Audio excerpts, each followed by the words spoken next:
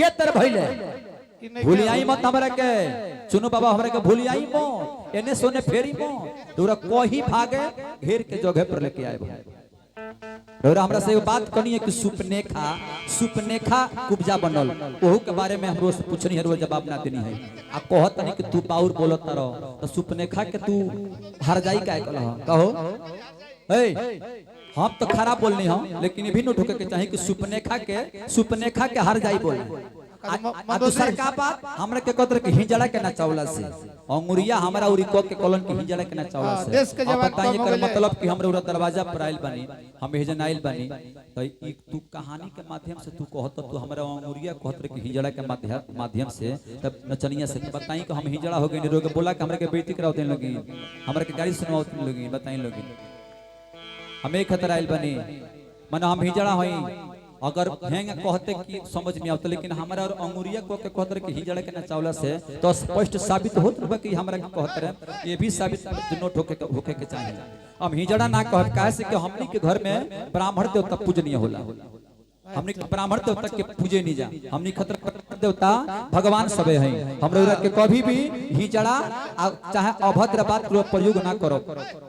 इतना दिन तू बोला भाई आज लिए 100 रुपया का शब्द हमने के नहीं खींचा आज ले रो के कहियो हमने के कुछ नहीं खींचा कहले हमनी खतरा ब्राह्मण देवता पूजनीय हमनी के आंगन में ब्राह्मण देवता लोग कथा पूजा करावेला हमनी के चरण छू के हमनी के पूजा पाठ करे नहीं जा हमनी के शिष्य हैं जा हमनी के गुरुदेव महाराज सब हवे हमनी के पूजे नहीं जा हमनी के कैसे कुछ कह सके नहीं जा रौरा से गावत नहीं के तनी जवाब सवाल हो जाता लेकिन हमनी के ब्राह्मण के मान सम्मान कदर करे नहीं जा आज ले रौरा बताई हृदय पर हाथ रखा ले एको शब्द अश्लील होइल ये बात करो रामानी हमरा के हिजड़ा मौका मत कहीं लेकिन मुंह मत खोलवाई हमार अब जंगा पानी हमरा के ओहिजले रहे दी कैसे कि पॉइंट के बात जे पॉइंट के बात बाटे जो आ छोटहा रहे तो नहीं रही कुल ना रहे छोटहा रही तो हमरा बारे में देखती कि हम का होई तो दोनों आदमी अभी भी सुन लीजिए अभी कुछ बिगड़ा नहीं है अभी संवारने का समय है पर्याप्त समय है जैसे जनकपुर में जो शिव धनुष था ध्यान दीजिएगा सागर जी और मिश्रा जी जो जनकपुर में शिव धनुष था वह शिव धनुष को शंकर जी ने परशुराम को दिया परशुराम लंका में भी लेकर गए लंका में जब रावण का विचार देखे तो वहां पर उचित न समझकर फिर वो जनकपुर में ले गए सत्य है ना गलत तो नहीं जा रहा है फिर उन्होंने जनक जी को सौंप दिया अब वो धनुष से आगे की कहानी चला आप भी जानते हैं आप भी जानते हैं यूट्यूब के माध्यम से घर घर पर लोग जानता है और टेलीविजन स्क्रीन के माध्यम से उसी प्रकार से जो मथुरा के अंदर शिव धनुष रखा गया था सागर जी ध्यान दीजिएगा जो मथुरा के अंदर शिव धनुष रखा गया था जो आप लोगों ने प्रसंग सुनाया चलिए ठीक है हम लोग उसका श्रवण किए आप लोग वक्ता हैं हम लोग श्रोता हैं हम लोगों ने श्रवण किया लेकिन उस धनुष की कुछ विशेषताएं अगर हम श्रोताओं के पास अगर रखें तो हो सकता है कि वो जानकारी हम लोग के न हो वो जानकारी हम लोग आपसे प्राप्त कर लें अब अक्रूर जी की कथा कृष्ण की कथा धनुष भंग कुब्जा सुदामा नामक माली धोबी सीरियल में भी हम लोग देखे हैं हमरा छपरा सिवान में होने चल जाए तो एक कथा प्रसंग के यदि चर्चा को दो तो पब्लिक के उठ के लागे गए प्यास कहां आइल बड़ो कहां में प्रवचन कहे आइल बड़ो और नौका काहे नहीं खोगा वो गलती नहीं कहो ओने बा आज हमनी के बुझा तक कि हम माने कहीं हमनी के पहुंचल बने आज बुझा तक किताब 4 साल पहले आई रहनी 4 साल पहले के भी हमारे लगे कुछ सबूत बा जौने के चलता हम एक ही बात कहले कि पंडा पट्टी गांव एगो मिनी बनारस हवे घर घर वेद पुराण के चर्चा होखेला आज भी हमरा दिल में उ रहेला एक बार भैया फोन करबी कि हम पंडा पट्टी से बोलते हैं तो हम बुझ गए कि हां हमरा बनारस से फोन आइल बटे ऐसे के रुपया में नहीं खे आइल श्रद्धा प्रेम बाजी श्रद्धा प्रेम में हमनी के पहुंचल बने जा दुनिया में केहू का लेके आइल बता का केहू लेके जाई आज हमनी के भेंट मुलाकात हो जाई संपर्क हो जाओ हंस लहल जाओ बोल लहल जाओ इहे अपना संग में जाए वाला बा सुनो बाबा बड़ा निक रौरा गाना बजाना कोई नहीं हम दूगो बात जब हम बताओनी हम रौरा हमरा बात रौरा कतनी कोनी नहीं गलती बात बा वही में केहू कहता कि गूगल द्वारा मान्य ओकर बात के ना हो सकेला। हम संक्षेप में हल्का सा बात बता दे हमें, लेकिन बाबा के बुझाइल है कि सतहों में व्यास जी की बात की जानकारी नहीं है, जबकि सवाल करे में भी गलत सवाल बाबा कैले बने। सवाल के नियम ऊ ना पूछे के, ओय में स्पष्ट लिखत है किताब में।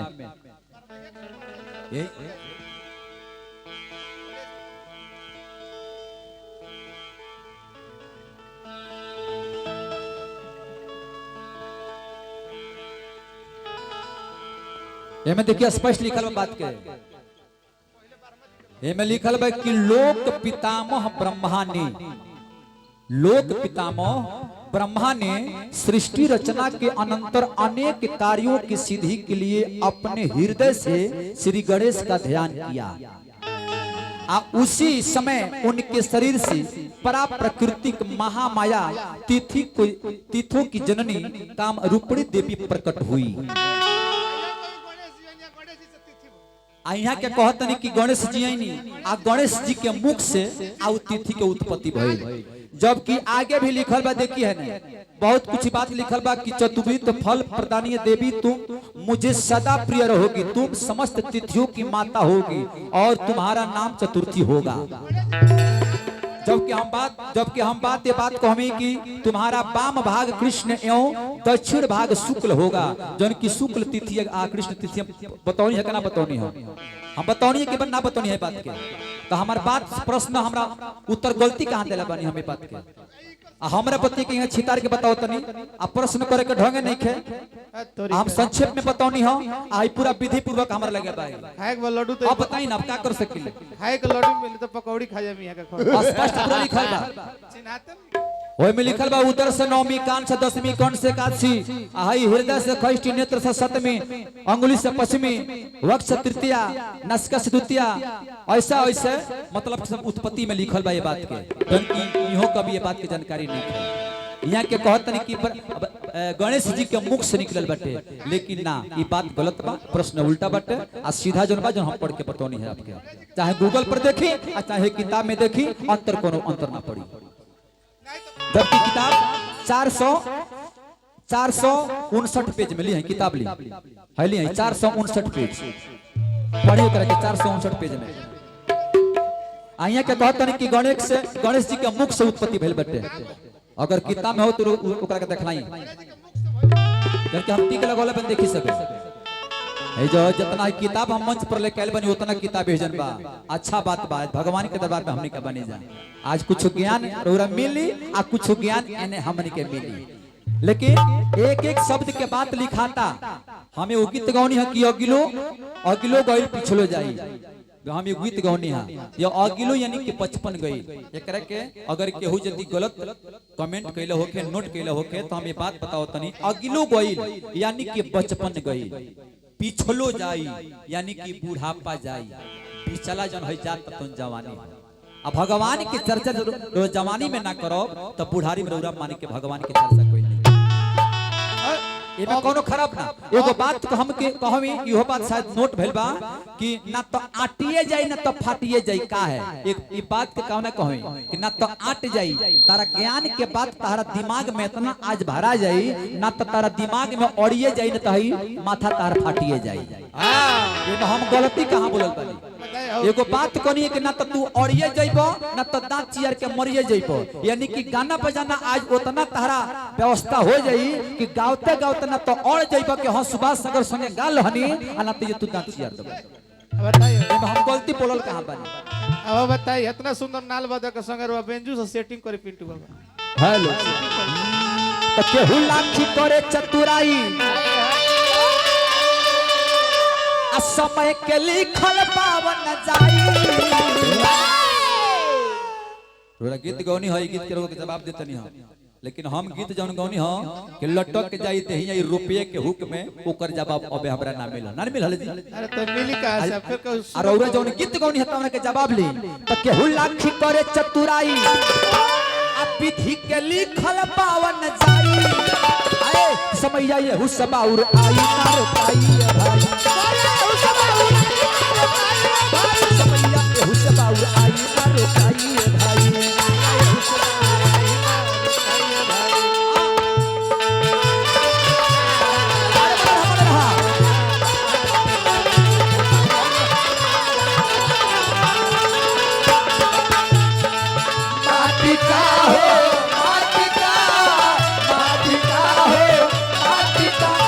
जब रचा भगवान।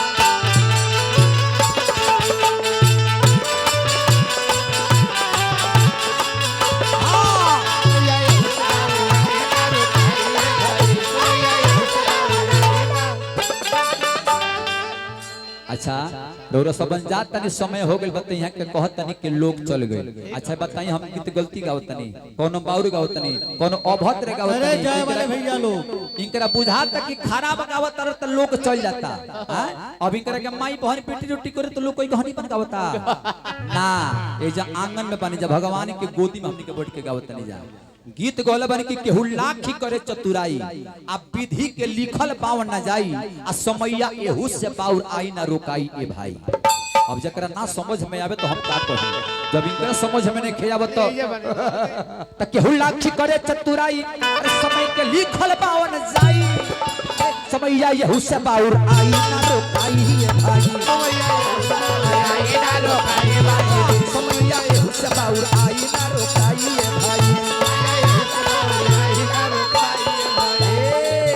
इतने लेना आइल समैया ऐसा सुननी फैशन में बादारू आइल समैया ऐसा सुननी फैशन में बादारू आइल समैया ऐसा सुननी फैशन में बादारू आइल समैया ऐसा सुननी की फैशन में बादारू। आजकल जो दारू बा तो फैशन के तौर पर चाचा जी आ गइल बा। निमन भोजन अपना दरवाजा पर कराई न सादा भोजन चावल दाल सब्जी पापड़ वगैरह वगैरह ते कहो को लोग खनिहार पर तो खा के तो चल जाई लेकिन कही की जाए तो इकनी के खियावे के ढंग नहीं खे ई नौकन धनी कहा हुआ सो बताओ ना का खियोल हस आ ये कहो के दरवाजा पर के तने खियाई ना हो पीस ना होके खाली सेरुए होके आ मार के लोग जाओ तो कही जाए तो गमछिया हम पोछत जाई कहे जाए तो कुछ बात का हो पुरानका धनी कहा हुआ सन ई खावे खियावे के तरीका बा भले पीस ना अटल त काले के सेरुआ से खियौल हो सनो ये से आइल जमाना ऐसन सुन्नी फैशन में बादारू चौका बर्तन मरद धोई है चौका बर्तन मरद धोई है अरे हुक्म चलाई मेहरारू समैया एहू से बाउर आई ना रोकाई समैया एहू से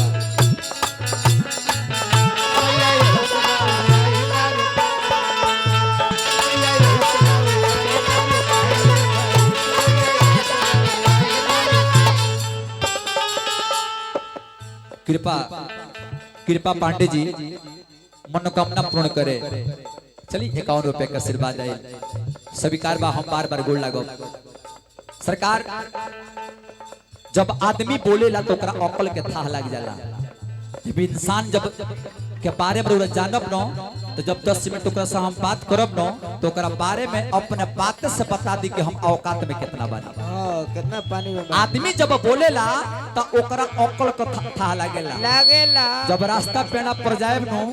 आ जब कोनो कुकुर भौंकेला तो ओकरा नस्ल के थाह लागेला और कि कैसन बा कोनो रास्ता पर जाएब तो ऐसे इंसान के मकई के बाल हो रह के दिया तो एक को दाना छोड़ा के सवाद लिखाई लेकिन वह मकई के बाल यदि बानर के दिया तो नचुर फचुर के फेंक दी ओकरा बारे में जनबे ना करी। ऐसे कहे के का बा देश विदेश से बंद हो गई टैक्स चिट्ठी आई है देश विदेश से बंद हो गई टैक्स चिट्ठी आई है देश विदेश से बंद हो गई डाक से चिट्ठी आई। ये चुनू बाबा आप बड़ लोगवा के पूछेला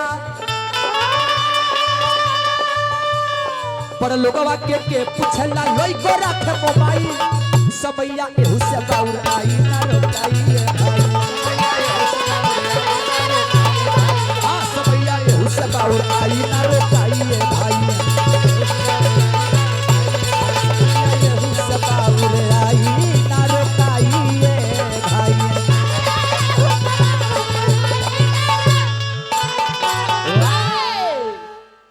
इनकरा दो गो प्रश्न रहे हैं एगो हम बात बता दे हमें करे के जन की अब की पूरा व्याख्या के संगे संक्षेप में बतौनी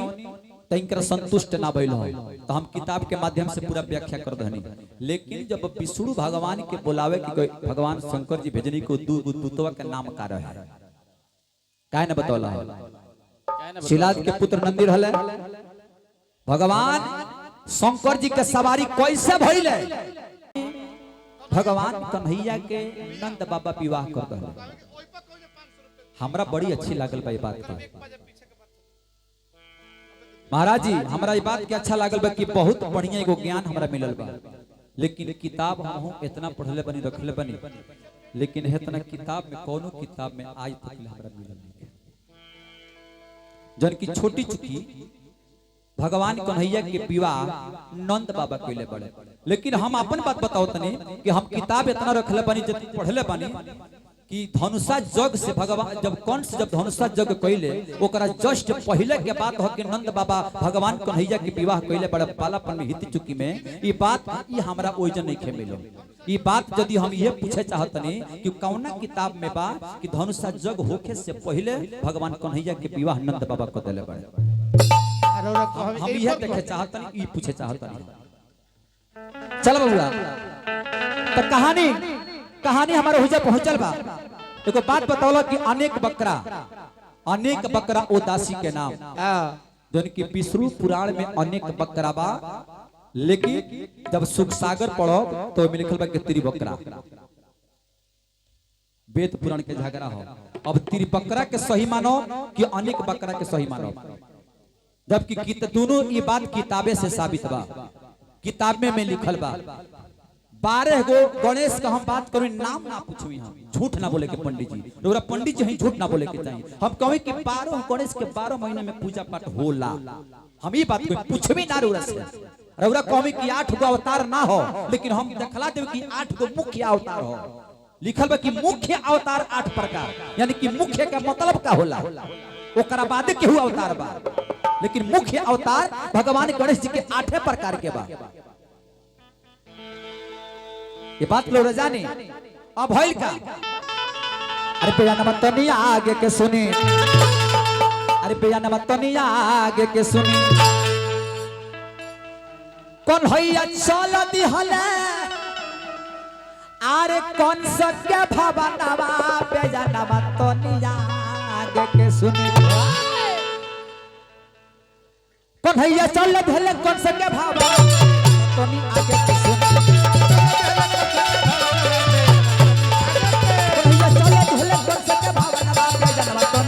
के सुनी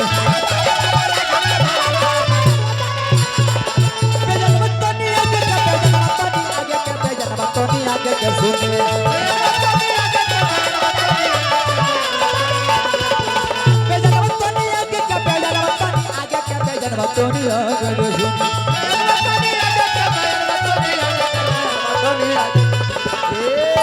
कृष्ण चल दिहले कंस के भवानवा हो बेजनवा तनी आगे के सुनी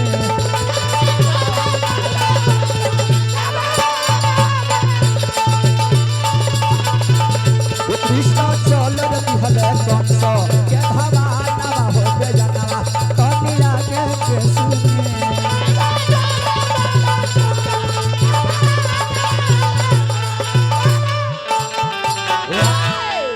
रउरा इतना जल्दी आगे काहे बढ़त नहीं जब कुब्जा के उधार महाराज जी भगवान कन्हैया कोई नहीं का कहनी कि हई ठोड़ी के ऊपर से भगवान कन्हैया के चंदन रगड़ के कुब्जा इतना सुंदर बना दहली कि भगवान कन्हैया खुश हो गई आ खुश होके आ जौन कुब्जा नाम के जौन की त्रिवकरा नाम के जौन रहे कुब्जा वो कुब्जा के 3 जगह से वो देहिया के सोझ कइले बानी। गलती बात नहीं ना सुख सागर में लिखल बा बात कि 3 जगह से कुब्जा के जौन टेढ़ा शरीर है तो 3 जगह से भगवान कन्हैया खुशी के मारी और शरीर के सोझ कइले बानी आ तरनतारा क के आ जब आगे के बढ़ल बनी तो सुख सागर में डायरेक्ट लिखता सुख सागर में लिखता आ कि भगवान कन्हैया डायरेक्ट कंस के भवन में चल देले बनी आ एने विष्णु पुराण बता रहल बटे आ कि एने भगवान कन्हैया कुब्जा के उद्धार कइला के बाद आ जब चलल बनी तो हाथी से मुलाकात भइल बा। कंस भेजले बड़े जाके मारे खतरा त हाथी से लड़ाई भइल बा। इहो बात किताब में बा, एकर के गलती ना करो, जबकि साच बात ओकर के साच कहे के पड़ी। लेकिन जब भगवान कन्हैया जब जगशाला में पहुंचल बानी तो कहीं कहीं लिखल बा कि जब कंस देखले तो उनका ई बुझाइल कि जब ना काम खतरा हम अक्रूर जी के भेजले रहनी है, लागत तक कि अब हमर काम हो जाई, इतना दैत्य के भेजनी। एगो और बात बहुत महत्वपूर्ण हम रखले रही चुनु बाबा कि पुतना जब भगवान कन्हैया के जब वध करे गईली तो पुतना के भगवान कन्हैया कितना दिन के रहनी। ओकरा बाद बक्कासुर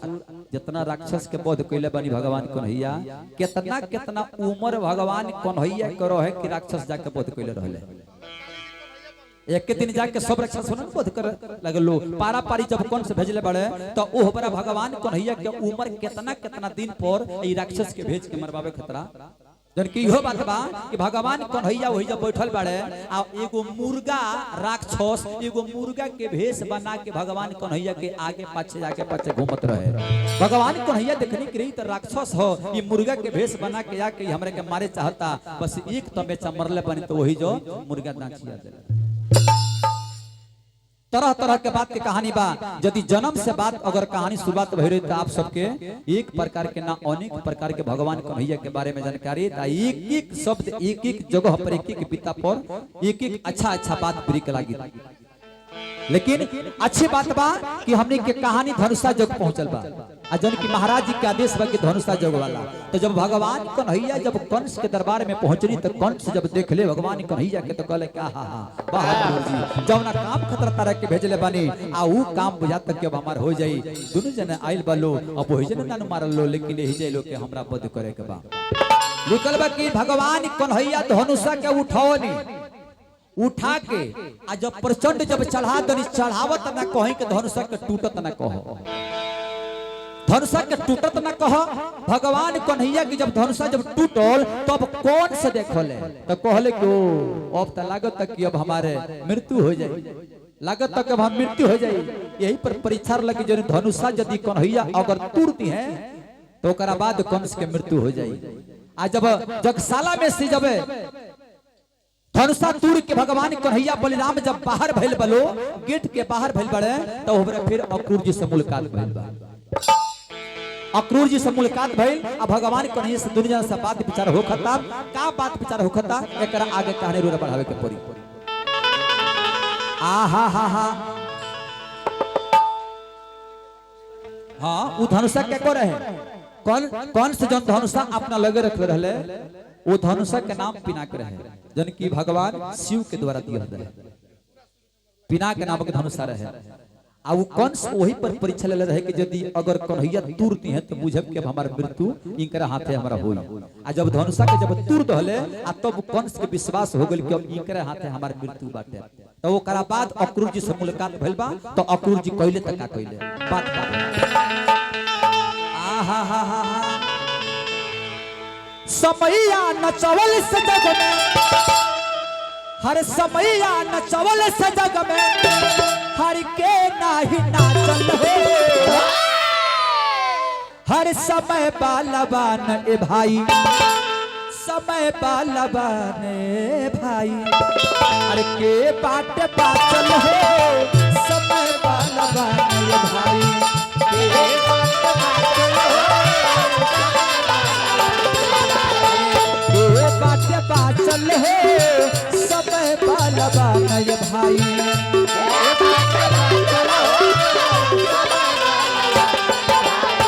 समैया नचवल से जग में के बात नाचल हो नचवल से जग में के बात बाचल हो समैया नचवल से जग में के नहीं नाचल हो समय बालवान ये भाई के बात बाचल हो समय बालवान समय बालवान ये भाई के बात बाचल हो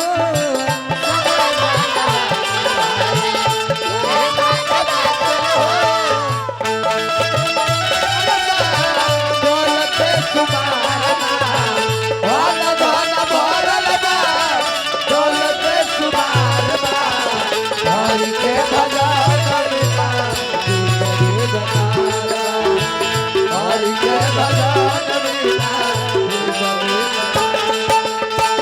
कौन धन भरल बा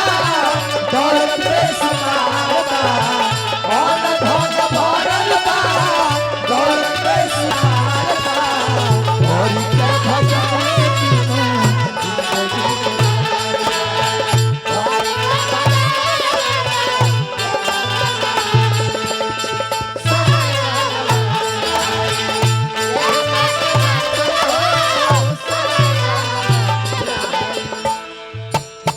मोर धाचा राजा एगो रहल धारा मतमा मोर धाचा राजा एगो रहल धारा मोर धाचा राजा एगो रहल धारा मतमा मोर धाचा राजा एगो रहल धारा और जुट कन्हैया गइले बन के परमात्मा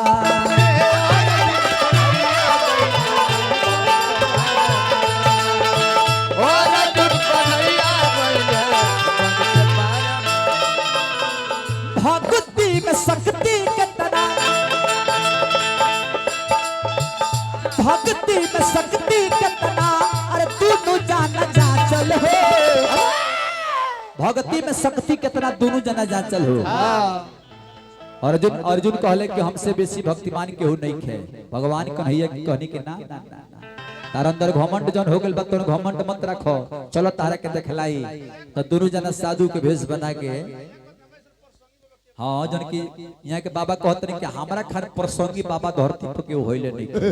यानी कि सब वेद पुराण के जानकारी हमरा चुन्नू बाबा के लगे बा यहाँ के प्रसंगी बाबा बोली ले रउआ जोड़ के हमरे सुना जाबा आ प्रसंगी बाबा बोली ले लेकिन दूगो दूतवा भगवान शंकर जी भेजले ऊ प्रसंगियों हमरा मिलते नहीं खे के नंदी सवारी भगवान शंकर भोलेनाथ के बनले काहे बनले ई रो प्रसंगों में मिलते नहीं खे कहां रउरा प्रसंगी बाबा अपने आप के बनत नहीं लेकिन हम उतना ज्ञानी नहीं खी चाचा जी भैया जी हम ज्ञान हमारे लगे नहीं खे हम के तरह कहत नहीं हमको हमरे कुछ नहीं खे बुझा ये भगवान कन्हैया हम बोलवा रहल बानी तो भाव का लागल अरे समय बालबान ये भाई चलो अरे समय बालबान ये भाई के बात